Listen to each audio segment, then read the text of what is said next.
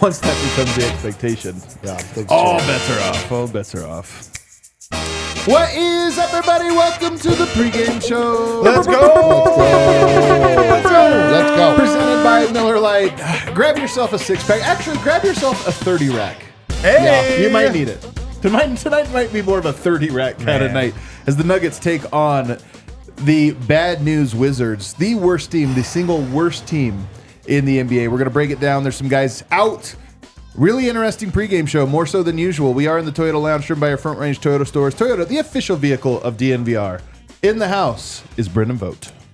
What's up, gang? I just went for a nice little walk around Sloan Lake. You ever do that? Oh, it's so pretty when you get to that west side and you see this view of the city. 100%. And the mountains. Anyway, that's all I got. Very lovely. Shout out Colorado. Such good ducks this time of year on the pond, too, man. A lot of geese. Really good one. A lot of geese today. Well, geese, yeah. But over here, D-Line Co. What's up, guys? Pretty excited about this game. The energy in this lounge is very low right now. I hope the Nuggets are more excited. I ride the vibes where they take me. You know, I don't gerrymander them. I don't try to create false waves. When the vibes are up, I'm your guy. If the vibes are down, well, you know. Where are they taking you right now lately? I mean, I've been wearing sweatpants for 6 months. Yeah, it has been a while. And over there, Harrison Wynn. Well, it could turn tonight, Saturday night, at the DNVR bar, where we have great service and great food. Oh, baby, I can't wait. Hey, I came hungry, man, for that very reason. I came ready. Adam's prepared. I was going to eat earlier. I said, no, so hungry, man. Put my foot down. Get 2 dinners, which is what I plan to do. Nuggets Wizards tonight. We're going to talk about Jamal because we have to. We're going to talk about, do the Nuggets need major changes? And then later, Dev not here. We're going to get reckless with these bets here. I can't wait for that. Yeah, normally we advise you to bet along, and tonight we're just saying it's just for fun. It's just for fun. But first, lower your unit. But first, it's time for game notes. Harrison, give us some notes on this one. Well, sorry, I'm not going to turn the vibes around with this segment, unfortunately. Let's find out. What if you did it in a funny voice? I don't have that in me today. On the injury front, Jamal Murray, Aaron Gordon, Dario Saric all out tonight. Jamal Murray hamstring, Aaron Gordon calf, Dario Saric ankle. Dario Saric hurt his ankle, huh? Somehow. Bro, what is up with our benches? Vlatko and Dario got ankle injuries while sitting on the bench. Jeez. Do we have to look at the benches? We used to always look at the chairs are we using? We used to always look at the training staff, and now the equipment managers are all under New fire. Equipment manager this year. Well, Sparky we gotta have some after, conversation. I don't know, 50 years or something. We got to have some conversation. What kind of benches are they putting out there? This is tough. Michael Malone said pregame that Jamal Murray, he thinks aggravated the hamstring. He was dealing with it, a couple weeks ago. Jamal Murray did? Yes, in the Cleveland game. Maybe aggravated his hamstring the other night. Malone playing him 42 minutes a night was where 42 minutes was a bad idea. Yeah. Well, he said it was the thing where, you don't really feel like you're injured during the game, and then after the game gets a little tight on you. Hamstring, man, look. Hamstring is like, there's a lot of bad injuries. Hamstring is up there with the worst. It is the worst. The worst surgical. The worst injury. quote unquote minor injury. Yeah. That will be that lingers. Yeah. And lingering, and you don't really know, and then you can. It's like a phantom thing. That guy, he was lingering. Lingering, man. He just kept lingering. Linger. When it comes to Aaron Gordon, he's out with the calf strain. This comes from Bennett Durando. He reported that Gordon said to him that he was trying to play through something he probably shouldn't have played through before this calf strain, which he's got right now. He said, the whole side of my leg was bruised, but Denver then played him over his minutes restriction. Now questionable again. This was pregame and now out. Tough, man. I told you the vibes weren't going to come up during this segment. Yeah, they're not coming up. Yeah. Why were you doing a funny voice? I told you. Actually, maybe they could because the Washington Wizards are tonight's opponent. They are 2-18 on the season. Wow. They've lost 16 straight games Wow. after starting the year 2-2. Hold on. The team that has... Go ahead. No, I want to hear it. List all the guys, D-Line. I want you to I want you to just list the whole roster, man. You got it. Well, I was gonna say Kyle Kuzma. Yeah, he's out. Yeah. Oh, he's out. Yeah, well, name some more Wizards. Oh, name a wizard? Okay. Yeah. You're going to get one. Voldemort. That was good. Honestly, you would have stopped if you would have gotten Jordan Poole. I would be like, all right, he got Jordan Poole. But Jordan Poole's in. Well, I was going to say, I can't believe the team that is headed by Kyle Kuzma and Jordan Poole are floundering this spectacularly. Their closest margin of defeat during the 16-game losing streak was 9 points. Only game Barely got under double digits in one game. That was to the Spurs. They lost that one. Their starting point guard, Malcolm Brogdon, also out. You mentioned he had a Kuzma. good game last game, I think. It was the last one or the one before. He had like a 20-piece. Corey Kispert out. Sadiq Bey out. My God. This, I think, guys, it might be the worst team I've seen in my 20 years, we'll call it, watching NBA basketball. Boy, oh boy, are the stakes I'm not high even kidding. That's no hyperbole. This might be the worst team. Bilal Coulibaly has been playing well. Sure. I just saw he shot 0-10 last game. Well, I don't mean like last game. I mean, This is a segment where if you know a Wizard's name, you can say their name and be like, oh, they've actually been putting in some work reads. Well, so you just mentioned here, they're losing by an average of 19.5 points in the streak. That's the average margin of loss. I'll tell you what, no matter what happens, the Nuggets are not winning by more than 19.5 points today. They also play two centers, man. They've been going with Sarr and Bagley, Sarr and Valanciunas and Bagley. They go with a two-center line. It's not even a coherent, all right, well, that one's kind of stretchy. Dude, it's like we're going two bigs. I have heard Sarr's name one time this season. He had a good Just game now? this year, I heard. Was it just now? He had one good game where he scored 35 points or something. I have not heard his name mentioned. I forgot he existed. Isn't COVID a SARS? That's a rough name to enter the league. Well, right? I mean, that's tough. That's tough. SARS is not a good. Some more news on them, guys. Yeah, let's hear it. 30th in offensive rating this year. Worst 30th offense. in defensive rating. They're Worst somehow defense. both the worst offense and the worst defense. And I always like in these game notes to kind of go through and look at what does a team do well. The highest. This should be quick. The highest they rank in any of these advanced metrics is points in the paint, in which they are 11th. Oh, they played the two big lineup. Two big lineup, and they're 11th, like basically average. Everything else, opponent second chance points, opponent points in the paint, fast break points allowed. All of that, they're bottom 5, bottom 10, but usually bottom 5. This is truly a horrible game, a horrible team that the Nuggets are playing tonight. And it's, I think, all about, I don't know, pick your buzzword, focus, energy, whatever, engagement. There's a world where the Nuggets come out in this first half and go, oh, it's the Wizards, even without their guy. And then they're still up 20. I don't think that's the vibe, though. I don't think that's the vibe. The Nuggets could come out, I honestly think, disengaged, lackadaisical, and still play terrible basketball and win by 20. I honestly don't know if that's true. Here's another thing that nobody is taking into consideration is that this is yet another Russell Westbrook revenge game. Every night is a Russell Westbrook revenge game. Last time he was honestly good was I in know. Washington. I'm telling you, every night is a Russell Westbrook revenge game, and the Nuggets are going to crush this team. Come on. I think they are too. But you do wonder: is this a lose-lose situation? The Nuggets come out and crush them. Because here's the deal: we're going to talk about Murray here in a second, but him being out, part of me goes, the last time Aaron Gordon and Murray were out. Do you know the last game? They went on a run. It was only once. Thunder? Because they had AG for the first half of Murray's absence. Yeah. It was the Thunder win. The best win of the season, the signature win of the Denver Nuggets came in the absence of both Jamal and Aaron Gordon. I'm not saying tonight you can't do that. You beat the Wizards by 70 points. It's not a feel-good win. It's just like, all right, well, I don't disagree. I don't agree with that. If they win by 70, I'm getting that rack that we talked about early on, and one of those funny helmets, and I'm drinking all of them. The rack case of the Miller Lights behind. Oh, 30 rack. A 30 rack. Just put them in a helmet. I'm walking around all night. With the little tube that comes out from the 80s, like they used to have that thing. So I don't know. Is it a lose-lose, D-line? No. It's not. No. What's the win? What like The win- obviously a the win win is The a win win. is you get one in the you win column. You win in a way that like it feels.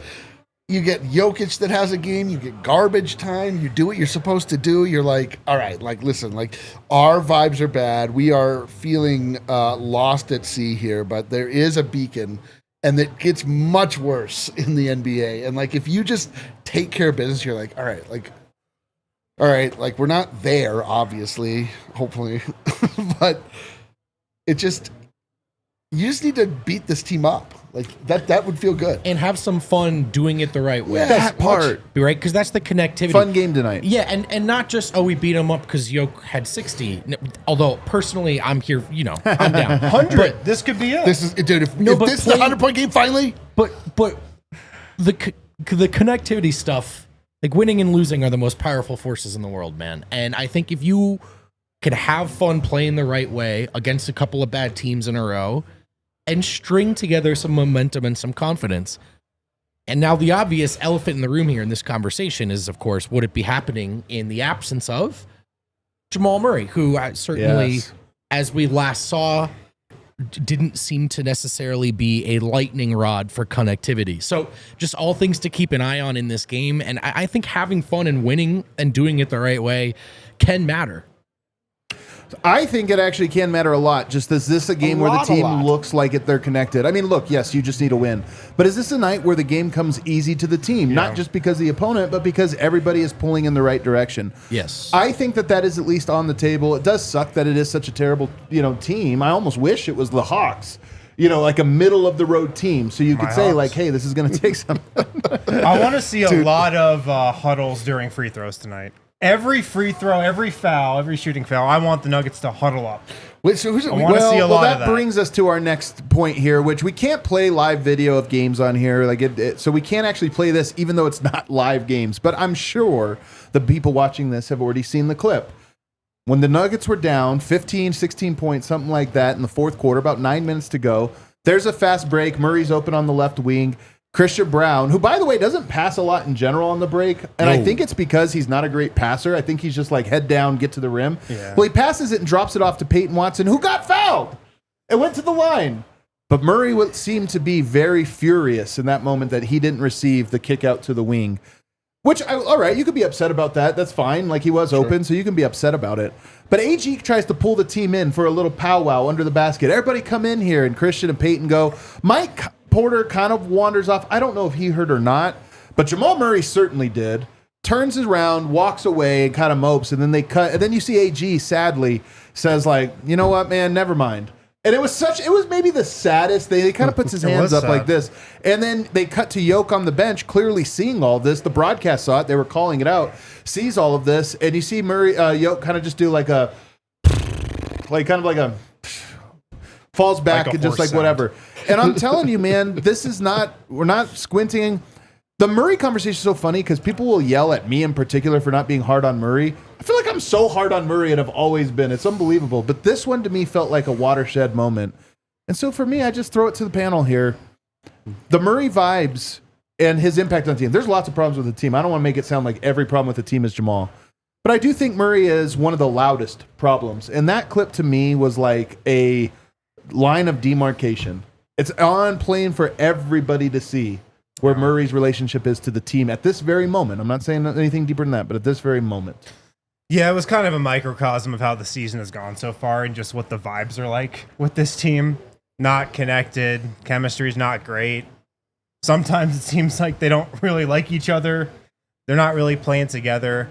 And I really do think Jamal Murray's play this year, coming off last playoffs, getting the contract extension, and, how below average he's been to start the year, I feel like it's kind of weighing on the team and just kind of making everybody a little uncomfortable and just making things a little awkward. Everything's a little off because that's just kind of a thing that everybody knows about, might not want to talk about it, but it's just kind of there.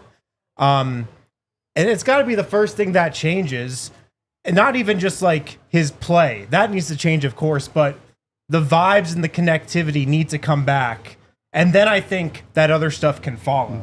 But the first step to me in kind of repairing that and just getting the vibes trending in the right direction, is just coming together, refining that chemistry and stuff.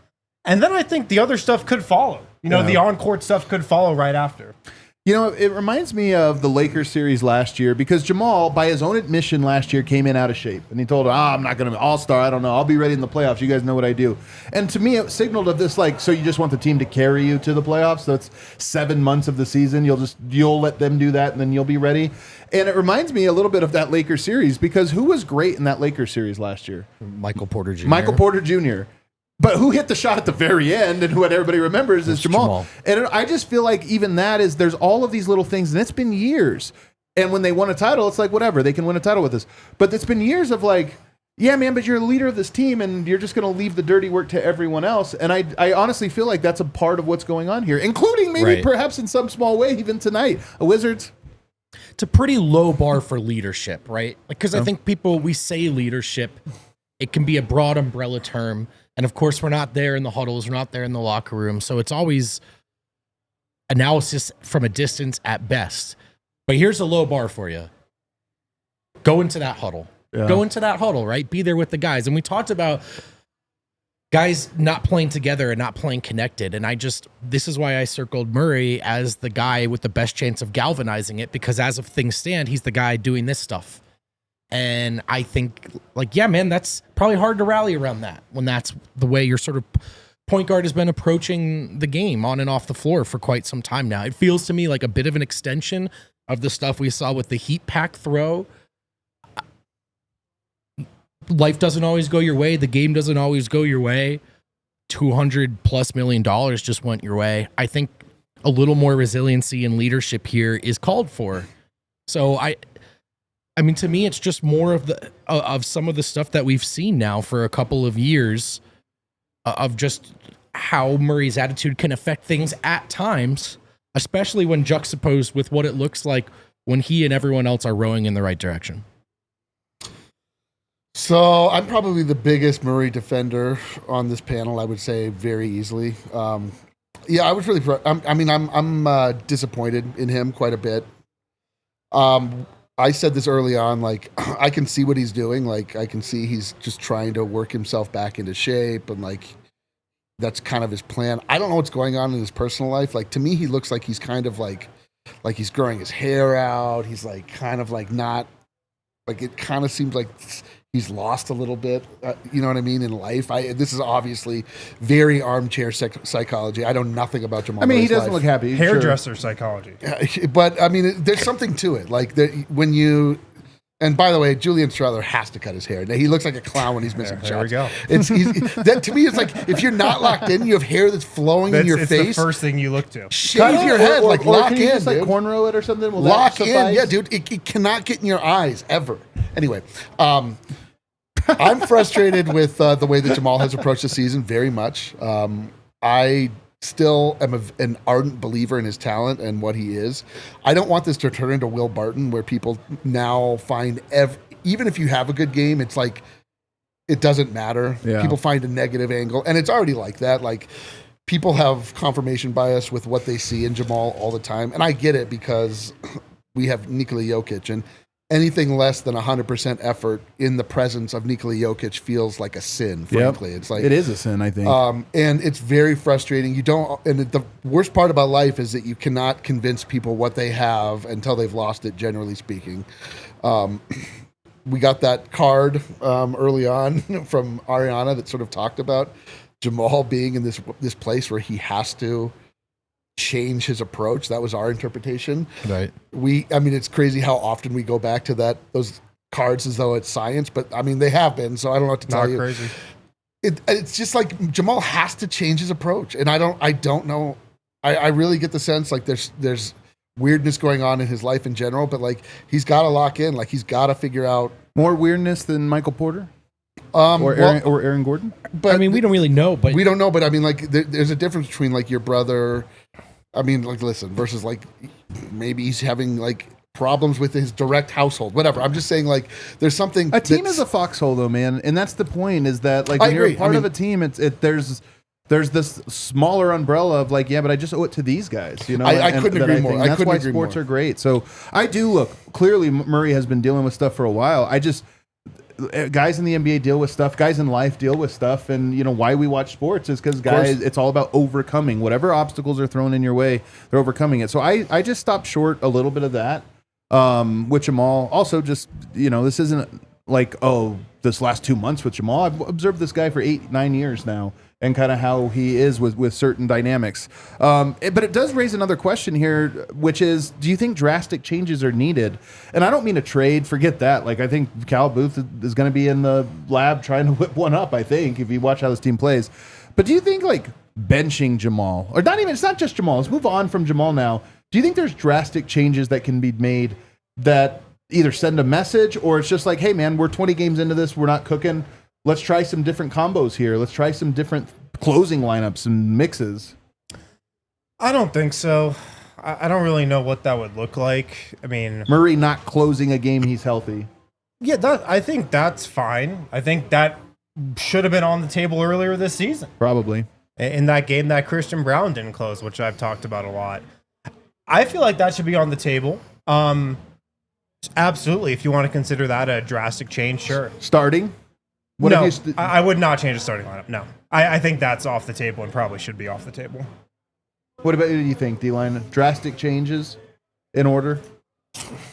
I don't know. I really don't know. I mean, at this point, you're waiting on Murray to arrive, and it's kind of like at a certain point, you're like, well, we can't wait any longer, so we gotta put Westbrook in, or whatever, like, and we hope that you can meet us when we get there. But yeah, it's a bad situation right now. It really is. He's put the team in a really bad situation. Like, and frankly, the fan base, and I don't know how much of this echoes back up to the players, like their actual impact on the number of lives and people involved, and like the mental health and well-being, and whether or not that matters to them or not. But it is like he's really letting a lot of people down with his approach. Do you think drastic moves are in order? Well, as you were thinking about it, I find yes, I'm in favor of it. I'm just finding myself thinking about the utility of it, right? Like, I'd say Malone just closed with Russ over Murray. How does Murray respond? I don't. Do we have to worry about that anymore, I don't think though? that would be as big of a deal as people think it I'm might. not as worried about it, like, because his feelings matter. I'm saying, like, does that get a better version out of Murray on the other side of it? That's where my mind is. Yeah. So here's, like, when we did the show on Wednesday, the off-day show, podcast episode, I said there's only one thing the Nuggets had to do, and I know that sounds incendiary, but I still stand by it. It was play connected.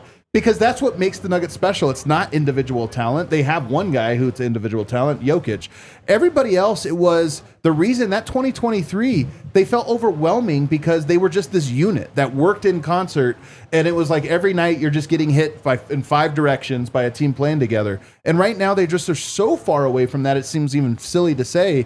But to me, the goal is whatever it takes to get the team playing that way again, whatever it takes. And maybe a hard message is part of that, because I do think there's a level of some guys on the team, and Murray's one of them, that are just comfortable knowing that there is no recourse. Right. Do I have to go to a huddle when AG calls it? Not really. I don't need to if I don't want to. There's no recourse for that. Right. Do I need to be in shape in October? No, there's no recourse for that. I'll be fine. And I just wonder if it's like, you know what? This team is one guy who's above reproach. It's Yoke. Everybody else is like, hey, we're just a bunch of guys that will fit in to see who fits. Right. Like, if you don't want any consequences for your actions when you're in the NBA and you're a Jamal Murray level player, go play for the Wizards. Yep. Because you can Jordan do whatever Poole. you want Absolutely. in Washington, D.C. But if you're playing for a real team, like, nobody should be above that type of stuff, except Nikola Jokic. Pre-game picks are presented by Bet365. Download the Bet365 app and use code DNVR365. Deposit $10 and place a bet of $5 to get $200 in bonus bets and a code to get the first 2 months of Altitude Plus, courtesy of Bet365. Must be 21 or older, physically located in Colorado. Please gamble responsibly, and if you or someone you know has a gambling problem and wants help, call or text 1-800-GAMBLER. D-Line, are you taking the wheel here? So Deb did send in some bets. They were very Murray-based. He sent them in, obviously, before he knew. Were they taking the unders or He was taking the over. Oh, okay. So maybe we saved Deb by Murray being out tonight. Yeah, well, let's look at this the old-fashioned way. Let's start off the spread and the over and the money line. So the Nuggets are favored pretty heavily. They are favored by 12 points. You lose 2 starters on the road, and you are up by 12 points. They are favored by 12 points against the Washington Wizards. I think I would take that bet. You're going to take 12? I think I would. I mean, like, I I'm not taking never 12. ever bet points, but I do think that is the likely outcome, that they will win by 12 or more. Not touching it. The over at 234 points. 30th in defense. Oh boy, yeah, that feels. But will Denver they? Will score? they? I think I actually might take Nuggets the will under. not play good defense tonight. The Wizards might not score a lot of points, but the Nuggets will not play good defense tonight. So you think this That's is a guarantee. You would go? Would you go what I'm over saying. 234? No, I'm saying like I probably wouldn't touch Stay it. away from those lines, man. You No, can't we're do just that. we're just hypothesizing Yeah. how this game might go via lines. Who are the players that are going to do some stuff tonight? Well, listen, I mean, you got to look at the big fella. You got to always look at the big fella. And Twin now, Tower lineup?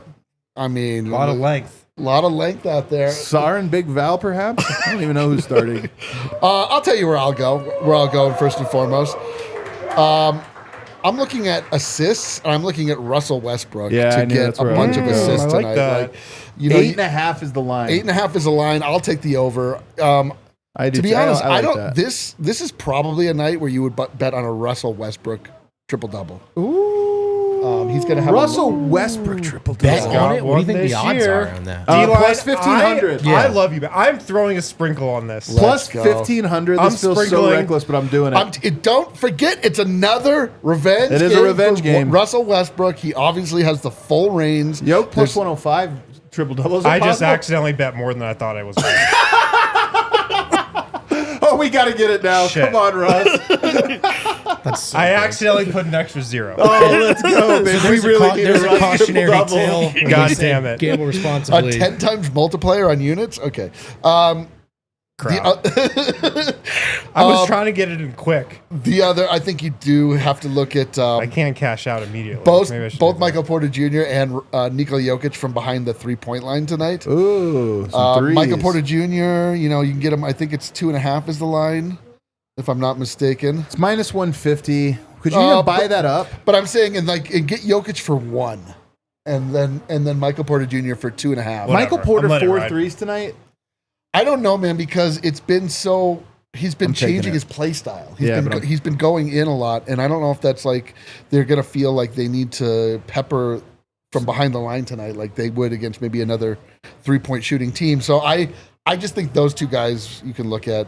I mean, you just have I fun. like P-Watt points. 10.5. 10.5? He's gonna start. Play with Jokic a lot tonight. I mean, and you can also look at Christian Brown. I mean, he's been our steady Eddie. You know, he's been scoring. Dev loves Christian. Dev loves Christian points plus rebounds. I think that this is probably a night that he gets that as well. Like, there's not obvious, you know, it's not like he's fighting with Jamal for rebounds, but he could fight with AG for rebounds. So there is the opportunity for him to get a little bit more tonight. I think that's probably the only places I would go. Oh, I bet Jordan Poole over 100 points. Wow, 2 100-point scores tonight. It's gonna be a great game. Wow. Any other bets you guys are kind of feeling tonight? I'm all tapped out. You're all tapped out on bets. They do turn it over a lot. Can we get P-Watt steals and blocks? Yes. Oh, definitely. 1.5. The Man, it's stocks. at minus 180 though. That's just too much, man. What about our what This about our could be man a big Christian? scoring game for Christian Brown. Like a Christian Brown 20-point game. I Dude. could see that tonight. If Browntown becomes our nation's capital tonight, it's gonna be Oh, beautiful. Browntown, yeah. Big night. Annexed to our nation's capital, Yeah. dude. Nation's capital up for grabs tonight. Let's go into the super chats here. What are the people super chatting us? Alex Zeke. Oh, no. Okay, do we have a Zeke points bet? Hold on a second. Let me see the most reckless Someone in the bet. chat on the no, way out said, they're "Can not I-" going to give that to you. Someone said, "Can I bet against Zeke Nnaji?" Hashtag can. shut up and take my money. No, KL/guys. We want BB. When's he returning? Do we just have 2 super chats in a row that both started with no? Or Yeah. the second No. one? No, second. Okay. Druid Trading. This date will go down as Russ Smith. Smith. Oh, Smith. We didn't need the in parens. We're familiar with Yeah. it. And Druid Trading. Nice fit out of Morris. I agree, by the way. I like that final. Oh, yeah. It's Somebody said nice fit. Yeah. Why didn't you put that on the screen, Kale? He did literally Really? just now. Super Literally just Super now. chats go on the Do we have screen. an LL Bean representative in our chat? Eddie Bauer, brother. Oh, sorry. The level up LL Bean right there, man. All right, everybody. Nuggets Wizards. We're gonna go watch this game. I hope we have a vibey winners lounge, man. If yeah, Russell yeah. Westbrook gets a triple-double tonight, I will be vibey. I'll just they're say giving, that. They're giving us right now plus 950 on Funky Music postgame. They're giving us plus 950. Oh yeah, that's right. Take Gandalf over 3 spells cast. Okay. Everybody hit that like on the way out.